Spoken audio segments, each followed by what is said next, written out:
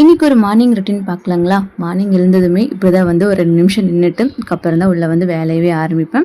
Home tour கேட்குறீங்க. நான் இன்னும் வீடெல்லாம் சரியாகவே செட் பண்ணலைங்க. இப்போதான் அங்கங்கே என்னென்ன வைக்கணுமோ அதெல்லாம் பண்ணிட்டு இருக்கேன். எதை ஆர்கனைஸ் பண்ணுறோமோ இல்லையோங்க, இந்த குட்டீஸ்க்கான சேஃப்டிக்கு நம்ம என்னென்ன பண்ணணுமோ அதெல்லாம் பண்ணிட்டு இருக்கேன்.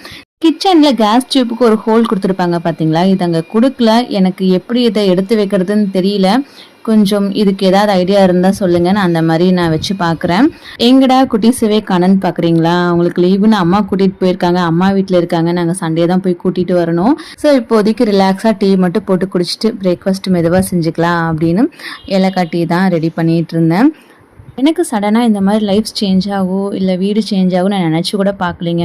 ஸோ இருக்கிற மொமெண்ட்டை நல்லா ஹாப்பியாக என்ஜாய் பண்ணிட்டு போகணும். யாருக்கு வேணாலும் எப்போ வேணாலும் லைஃப் சேஞ்ச் ஆகலாம்.